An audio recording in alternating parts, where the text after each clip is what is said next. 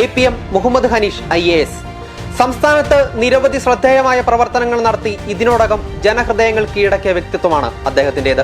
ഇപ്പോൾ അദ്ദേഹം വ്യവസായ വകുപ്പ് പ്രിൻസിപ്പൽ സെക്രട്ടറിയുടെ സ്ഥാനത്തും ആരോഗ്യ വകുപ്പ് സെക്രട്ടറി എന്ന നിലയിലും ഒരേ സമയം സേവനമനുഷ്ഠിച്ചു വരുന്നു. കേരളത്തിലെ പൊതുവിദ്യാഭ്യാസ ഡയറക്ടർമാരിൽ ഒരാളായും ഇദ്ദേഹം സേവനമനുഷ്ഠിച്ചിരുന്നു.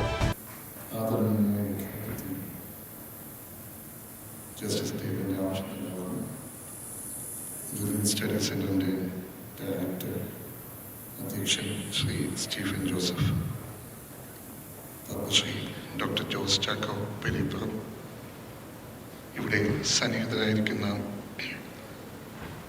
സിവിൽ സർവീസിലെ എൻ്റെ പ്രിയപ്പെട്ട സഹോദരന്മാർ Shri Sethuraman IPS, Shri Jyothis Mohan IRS, Shrimati Rajeshwari Nair IRS, Shri MP Libin Raj IRPS,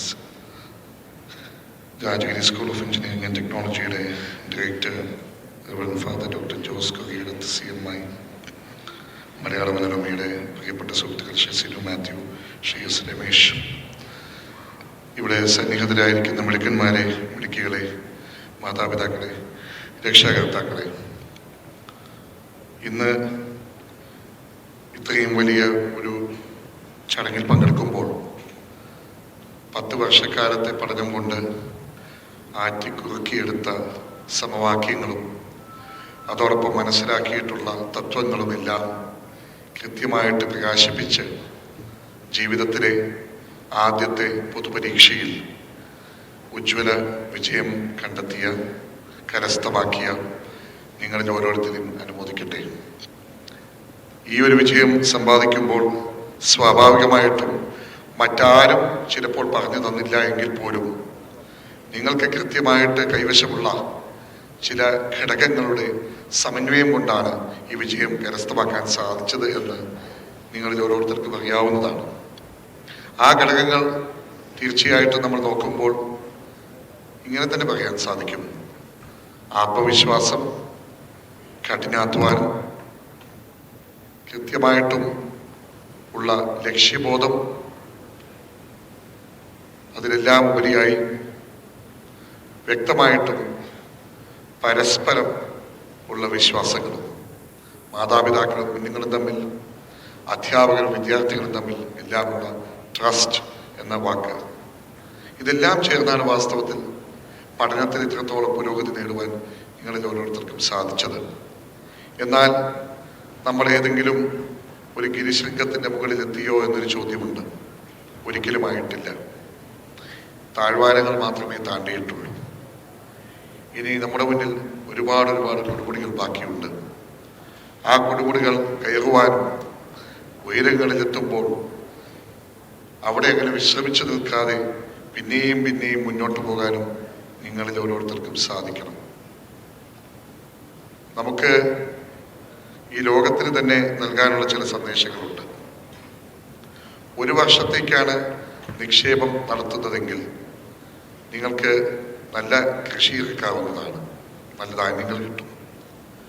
10 വർഷത്തേക്കുള്ള നിക്ഷേപമാണ് നിങ്ങൾ ഉദ്ദേശിക്കുന്നതെങ്കിൽ മരത്തൈകൾ നട്ടുവളർത്താവുന്നതാണ്. ഒരു ആയുസ്സിന് വേണ്ടിയാണ് നിക്ഷേപമെങ്കിൽ വിദ്യാഭ്യാസത്തിൽ നിക്ഷേപിക്കുക എന്ന് പറയും.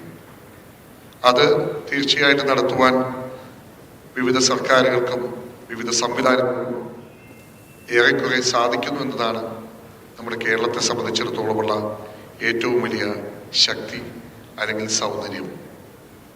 ഇവിടെ നിന്ന് മുന്നോട്ട് പോകുമ്പോൾ പഴയ കാലത്തെ അപേക്ഷിച്ച് 2 or 3 കൃത്യമായിട്ടുള്ള വാതായനങ്ങളല്ലാതെ ഒരുപാട് അവസരങ്ങളുടെ വാതായനങ്ങൾ നിങ്ങളുടെ മുമ്പിലുണ്ട്. ആസ്ട്രോഫിസിക്സ് മുതൽ തുടങ്ങി സുവോളജിയുടെ ഏറ്റവും ഉദാത്തമായ മേഖലകൾ വരെ. അങ്ങനെ നീണ്ടുപോകുമ്പോൾ സ്വാഭാവികമായിട്ടും എനിക്കാരാകണം, ഞാൻ എന്താകണം എന്ന ചോദ്യം നമ്മിൽ അങ്കുരിക്കുക സ്വാഭാവികമാണ്. അങ്ങനെ വരുമ്പോൾ ഒരു കാര്യം ചിന്തിക്കുക. നമ്മുടെ മനസ്സിൽ, എൻ്റെയും നിങ്ങളുടെയും എല്ലാം മനസ്സിൽ 8ാം ക്ലാസ്സിലും 10ാം ക്ലാസ്സിലും 12ാം ക്ലാസ്സിലും പഠിക്കുമ്പോൾ ചില ആശയങ്ങൾ, ചില സ്വപ്നങ്ങൾ സ്വാഭാവികമായിട്ടും വരും. ആ സ്വപ്നങ്ങളിൽ ചിലതൊക്കെ ഭ്രാന്തമായിരിക്കാം. ഭ്രാന്തമായ സ്വപ്നങ്ങൾ പോലും ഭ്രാന്തല്ല എന്ന് തിരിച്ചറിയാനും അതിലും ഒരുപാട് സത്യത്തിൻ്റെ അംശങ്ങളുണ്ട് എന്നറിഞ്ഞും മനസ്സിലാക്കിക്കൊണ്ട് മുന്നേറുവാനും സാധിക്കണം. പിന്നെ അങ്ങോട്ടൊരു കുതിപ്പാണ്. പ്രശസ്ത ഫ്രഞ്ച് സാഹിത്യകാരൻ വിക്ടർ ഹ്യൂഗോയുടെ വാക്കുകൾ അതീവ അങ്ങേയറ്റം ചിന്തോദ്ദീപകമാണ്. You can resist the invasion of the armies, but not an idea whose time has come. സൈന്യങ്ങളുടെ പടയോട്ടത്തെ തീർച്ചയായിട്ടും പ്രതിരോധിക്കാൻ സാധിക്കും. എന്നാൽ കാലത്തിനനുസരിച്ച് വന്നു ചേരുന്ന ഒരു ആശയത്തെ അല്ലെങ്കിൽ ഒരു ചിന്തയെ തടുത്തു നിർത്താൻ ആർക്കും സാധിക്കുകയില്ല എന്നാണ് പറയുന്നത്.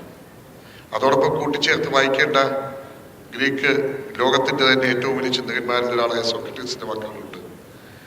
2 കാര്യങ്ങൾ മാത്രമേ ഈ ലോകത്തുള്ളൂ: നന്മ, അതായത് അറിവ്; തിന്മ, അതായത് അറിവാകുന്ന നന്മ ഉപയോഗിച്ചുകൊണ്ട് ഒരു നിരവധി മെഴുകുതിരി നാളങ്ങൾ, എൻ്റെ മെഴുകുതിരി നാളത്തിൽ നിന്ന് നിരവധി മെഴുകുതിരി നാളങ്ങൾ കൊളുത്തുവാൻ സാധിക്കുമെങ്കിൽ ഈ ലോകത്ത് പ്രകാശം പരത്തുന്ന വ്യക്തിത്വങ്ങളായി മാറുവാൻ, ചാലക ശക്തികളായി മാറുവാൻ നിങ്ങളിൽ ഓരോരുത്തർക്കും സാധിക്കും. ഇനി അങ്ങോട്ട് 12ാം ക്ലാസ് വരെ പഠിക്കാനുണ്ട്. അത് കഴിഞ്ഞ് പിന്നെ യൂണിവേഴ്സിറ്റിയിലേക്കും പിന്നെ അതിനുശേഷം പറ്റുമെങ്കിൽ ഗവേഷണവും മറ്റു കാര്യങ്ങളും എല്ലാം ചെയ്ത് ഏറ്റവും മികച്ച വഴിത്താരയിലേക്ക്, ജീവിത പന്താവുകളിലേക്ക് പാധേയങ്ങൾ തെളിച്ചുകൊണ്ട് മുന്നോട്ട് നീങ്ങുവാൻ സാധിക്കുമെങ്കിൽ നല്ലത്. പക്ഷെ അവിടെ ഒരു ചോദ്യം ബാക്കി നിൽക്കുന്നു: ഈ ലോകത്ത് ഞാൻ എത്തിച്ചേർന്നത് എന്തിനു വേണ്ടിയാണ്? ഇവിടെ എത്തിച്ചേർന്നതിൻ്റെ അർത്ഥം എന്താണ്? എൻ്റെ കുടുംബത്തെ സംരക്ഷിക്കാനും എനിക്ക് പൂർണ്ണമായിട്ടും യശസ് കൈവരിക്കുവാനും വേണ്ടി മാത്രമാണോ? അതോ ഞാൻ ഇവിടെ എത്തിയത് മൂലം ഈ ലോകത്തിനും ഈ സമൂഹത്തിനും എന്തെങ്കിലും തരത്തിലുള്ള മാറ്റം ഉണ്ടാക്കാൻ സാധിച്ചോ എന്നൊരു ചോദ്യമുണ്ട്. ആ ചോദ്യത്തിന് ഉത്തരം കണ്ടെത്താൻ വർഷങ്ങളെടുക്കും. എങ്കിലും ഒരു ചിന്ത മനസ്സിലിരിക്കട്ടെ. മെൻലോ പാർക്കിലെ മാന്ത്രികരെന്ന് നമ്മൾ തോമസ് ആൽവ എഡിസനെ വിളിക്കുന്നത് എന്തുകൊണ്ടാണ്? ഏറ്റവും കൂടുതൽ പേറ്റന്റുകൾ, ഏറ്റവും കൂടുതൽ കണ്ടുപിടുത്തങ്ങൾ അദ്ദേഹത്തിന്റെ പേരിൽ ലോക ചരിത്രത്തിൽ തന്നെ രേഖപ്പെടുത്തിയിരിക്കുന്നു. അത് തീർച്ചയായിട്ടും നമുക്കെല്ലാവർക്കും അങ്ങേയറ്റം ഏറ്റവും മികച്ച ഒരു നിദർശനമാണ്, ദൃഷ്ടാന്തമാണ്. മനസ്സിലാക്കിക്കൊണ്ട് മുന്നോട്ട് നീങ്ങാൻ സാധിക്കണം. എല്ലാവർക്കും ഒരുപോലെ ആയിരിക്കില്ല ബുദ്ധിശക്തി എന്ന് പറഞ്ഞുകൊണ്ട് നമ്മളൊക്കെ സ്വയം വിലപിക്കുന്ന ഒരു ഭാരതീയ രീതിയുണ്ട്. വിധി, നിയോഗം എന്നൊക്കെ പറഞ്ഞുകൊണ്ടുള്ള രീതി. അത് മാറ്റിവെച്ചുകൊണ്ട് നമുക്കെല്ലാവർക്കും ഉത്സാഹിക്കുവാനും പ്രയത്നിക്കുവാനും മുന്നോട്ട് നീങ്ങുവാനും 24 മണിക്കൂറും അപ്രകാരമുള്ള 365 ദിവസങ്ങളാണ് ഉള്ളതെന്നും കർമ്മോത്സുകതയോടുകൂടി കൃത്യതയോടുകൂടി പഠിക്കുന്ന പാഠങ്ങൾ മനസ്സിലാക്കാനും അതിനുപരിയായി കൂടുതൽ വായിക്കുവാനും ഗ്രന്ഥശാലകളെ നന്നായി ഉപയോഗപ്പെടുത്തുവാനും സാധിച്ചാൽ ഒരു സംശയവും വേണ്ട, ഈ ലോകം, ഈ നാട്, ഈ സമൂഹം നിങ്ങളോടൊപ്പം നിൽക്കും. നമ്മളൊക്കെ മനസ്സിലാക്കേണ്ടത് തന്നെയാണ്. നമ്മുടെ സ്വപ്നങ്ങൾക്ക് വേണ്ടി നമ്മൾക്ക് പരിശ്രമിക്കാമെങ്കിൽ ഈ ലോകം മുഴുവൻ നിങ്ങളോടൊപ്പം അതിനുവേണ്ടി ഒരുമിച്ച് ചേർന്നുകൊണ്ട് പരിശ്രമിക്കുമെന്ന് നമ്മൾ മനസ്സിലാക്കുക. അതിനുവേണ്ടിയാവട്ടെ നമ്മിൽ ഓരോരുത്തരുടെ ശ്രമങ്ങൾ. 10ാം ക്ലാസ്സിലെ വിജയം ഒരുപാട് വിജയങ്ങൾക്ക് പ്രചോദനമേകട്ടെ. സമൂഹത്തിന്, മനുഷ്യരാശിയുടെ ഗുണത്തിനായി എന്തെങ്കിലും ചെറിയ കാര്യങ്ങൾ ചെയ്യുവാൻ സാധിച്ചോ എന്ന് ഒത്തിരി വർഷങ്ങൾ കഴിഞ്ഞ് തിരിഞ്ഞു നോക്കുമ്പോൾ നമുക്ക് വിലയിരുത്തേണ്ടതായിട്ടുണ്ട്. അങ്ങനെ വിലയിരുത്തുമ്പോൾ ഒരുപാട് കാര്യങ്ങൾ ചെയ്യാൻ സാധിച്ചില്ലെങ്കിലും ഇല്ലാത്തവൻ്റെ, കഷ്ടപ്പെടുന്നവൻ്റെ, പ്രയാസങ്ങൾ അനുഭവിക്കുന്നവൻ്റെ കണ്ണീരൊപ്പുവാൻ വേണ്ടി ഒരു ചെറിയ സാന്ത്വന സ്പർശം നൽകുവാൻ സാധിക്കുമെങ്കിൽ നിങ്ങളിൽ തീർച്ചയായിട്ടും നിങ്ങൾക്ക് കരുതാം ഈ യാത്ര സഫലമായി എന്ന്.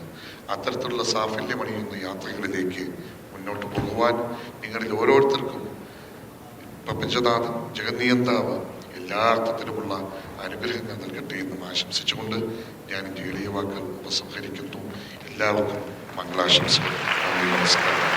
എൻട്രൻസ് സംബന്ധമായ വാർത്തകളും അപ്ഡേഷനുകളും ഏറ്റവും വേഗം ആധികാരികമായി അറിയാൻ ബ്രില്യൻറ്റ് സ്റ്റഡി സെന്റർ പാല യൂട്യൂബ് ചാനൽ സബ്സ്ക്രൈബ് ചെയ്യുക. ബെൽ ഐക്കൺ അമർത്തുക. ഈ വീഡിയോ മറ്റ് സുഹൃത്തുക്കളിലേക്കും ഷെയർ ചെയ്ത് നൽകുക.